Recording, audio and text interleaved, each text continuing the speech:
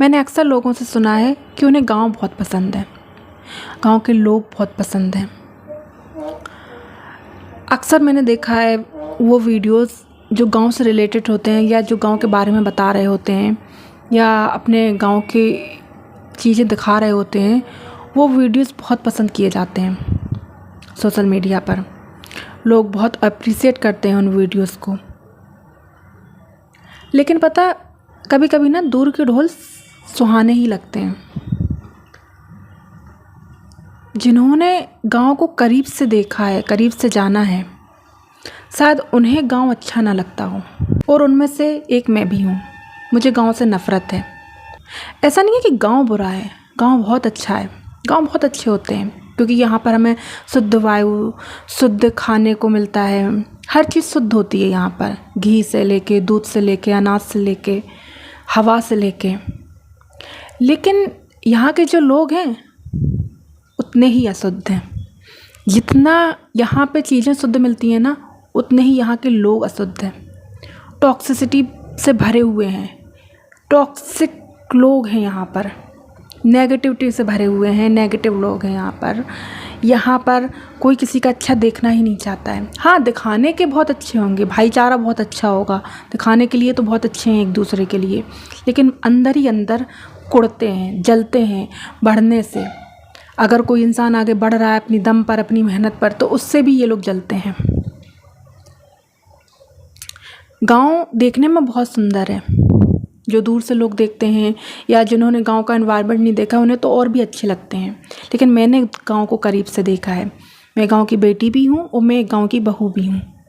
मैंने दोनों पहलुओं में गांव देखा है, एक बेटी के नज़रिए से भी, एक बहू के नज़रिए से भी।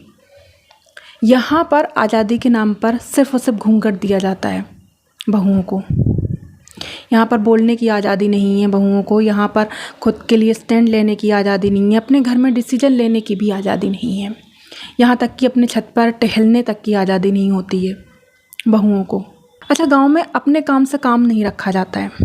उनका काम हो या ना हो, लेकिन दूसरे का काम बिगाड़ा कैसे जाए, इस पर पूरी डिटेल रखी जाती है, पूरी नज़र रखी जाती है। हाँ, बदलाव आया है गांव में बेटियों के लिए, वो भी सिर्फ 4 से 5%। 4 से 5% बेटियों को पढ़ाया जा रहा है और 1% बेटियां नौकरी कर पा रही हैं, सिर्फ बेटियों के लिए, वो भी इतना ही। और 95% तो सिर्फ और सिर्फ बेटियों की शादी के लिए दहेज इकट्ठा किया जा रहा है। मुझे नफ़रत है गांव से। एक्चुअली गांव से नहीं, मुझे नफ़रत है गांव के लोगों से, उनकी सोच से, उनकी टॉक्सिसिटी से। शायद शहरों के लोगों को शुद्ध हवा नहीं मिल पा रही हो, वो शुद्ध हवा की वजह से घुट रहे हों, लेकिन जो गांव के बहुओं की घुटन है वो इससे कहीं ज़्यादा है। वो शहर की दूषित हवा को तो झेलने के लिए तैयार हैं, लेकिन गांव की टॉक्सिसिटी को नहीं झेल पा रही हैं। अपने ही घर में वो परायों सी महसूस करती हैं।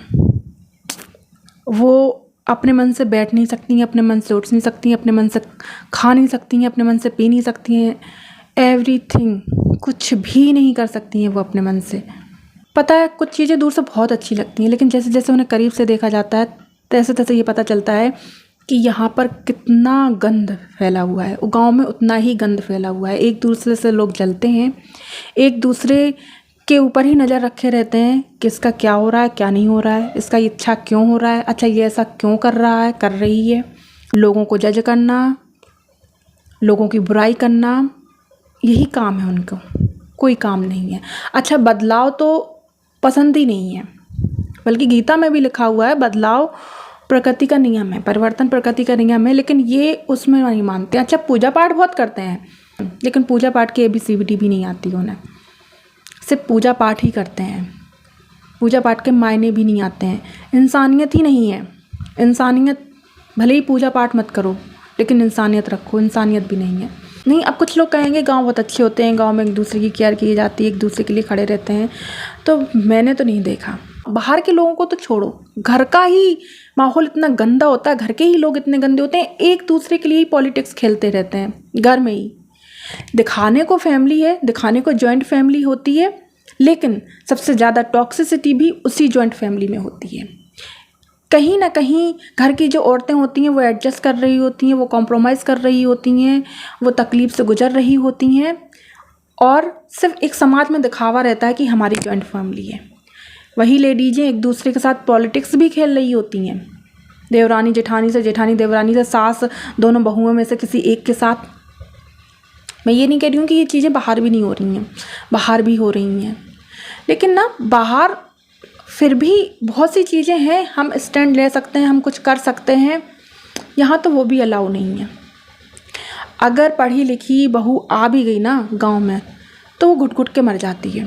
क्योंकि एक चोट पता क्या है, गांव में ना पढ़ी लिखी बहू आनी ही नहीं चाहिए, गांव में शादी करनी ही नहीं चाहिए। पढ़ी लिखी लड़की की तो गांव में बिल्कुल शादी नहीं करनी चाहिए, क्योंकि ना तो वो लड़की उस एनवायरनमेंट को एडजस्ट कर पाती है और ना ही वो लोग उस लड़की को एडजस्ट कर पाते हैं।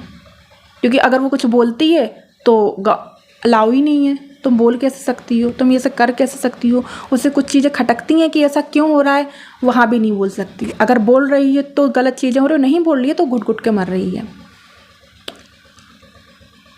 यहाँ पर सिर्फ और सिर्फ औरतों को दबाया जाता है। यहाँ पर औरत ही औरत की दुश्मन है। यहाँ पर औरतें ही औरतों की बुराई कर रही होती हैं। अगर किसी ने कुछ अच्छा कर लिया, अगर किसी ने कुछ बदलाव ला दिया, तो वही औरतें उनको खींचेंगी नीचे, बुराई करेंगी, आपका घर तोड़वाने में लगी रहेंगी।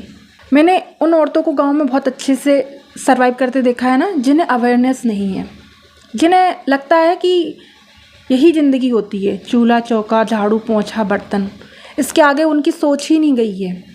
वो बहुत अच्छे से उस एनवायरनमेंट में रह लेती हैं। लेकिन वो लड़कियाँ जिन्हें कुछ करना है, कुछ बनना है, या जो पढ़ी लिखी हैं, या जो थोड़ी समाज को अलग रूप से देखती हैं, ज़िंदगी को अलग रूप से देखती हैं, उनके लिए तो जहन्नुम है, जहन्नुम से बुरा। एक कैद खाना, एक कैद है बस, कैद के अलावा कुछ नहीं है। एक कैदी की तरह ज़िंदगी जीती हैं, बस घर का काम करो और अपने लिए तो कुछ सोच ही नहीं सकते हो। और अगर आप सोच रहे हो तो सबसे बुरे इंसान हो आप ही हो, अगर आप अपने लिए कुछ सोच रहे हो। और भी बहुत कुछ है, मैं आगे वीडियोज़ में शेयर करूँगी कि गांव का एनवायरनमेंट कैसा होता है। इसलिए मुझे गांव से नफ़रत है। एक्चुअली गांव से नहीं, गांव के लोगों से बहुत नफ़रत है, गांव की सोच से बहुत नफ़रत है, जो बदलाव लाना ही नहीं चाहती है, जो बदलना ही नहीं चाहती है। अच्छा, समय के अनुसार जो चीज़ें, जो व्यवस्थाएं चल रही हैं ना, जो सुविधाएं चल रही हैं, उसमें बदलाव पूरा है। पहले बैलगाड़ी चलती थी, फिर साइकिल आई, फिर बाइक आई, फिर कार आई, उसमें बदलाव पूरा है। पहले के ज़माने में फ़ोन नहीं चलते थे, आज मोबाइल फ़ोन चल लगे हैं, उसमें बदलाव पूरा है। आज सबके पास मोबाइल होंगे, सबके पास सब कुछ होगा। बदलाव किसके लिए नहीं है? बदलाव नहीं है बहुओं के लिए, बदलाव नहीं है औरतों के लिए, औरतों के लिए बिल्कुल बदलाव नहीं है। बाकी का सुविधा अनुसार सारी चीज़ें बदल गई हैं। ये है गाँव, ये है गाँव की रियलिटी।